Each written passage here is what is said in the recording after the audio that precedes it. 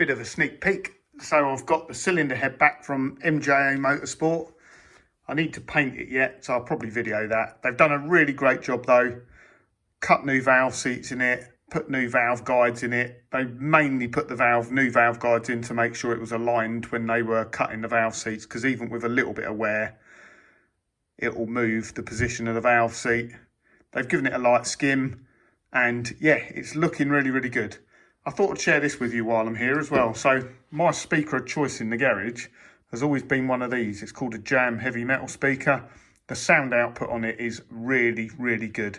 I remember when I bought it, I just went in Curry's PC World and just paired my phone up to all the speakers and tried and listened to the ones which were the best. The best one was obviously a Bose one. It was about 200 quid at the time, but this one was about 80 quid and it sounded almost as good. It's been fantastic. It's been bashed, dropped, knocked, covered in dust, overspray, all sorts of things, but it keeps going. But unfortunately, I think the batteries have died in it now. It's got lithium ion batteries in there and it only holds a charge for about 5 minutes now. And if you plug it in on a charger and leave it connected, it doesn't, it only lasts about 10-15 minutes. So I've had to revert to the backup speaker, which is kind of the mini version of that. But a weird thing's happened. It's turned French.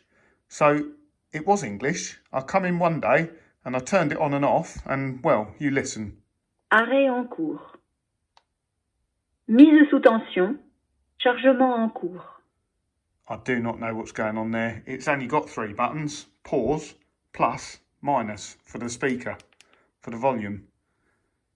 Why has it turned French? Jumelé. Arrêt en cours.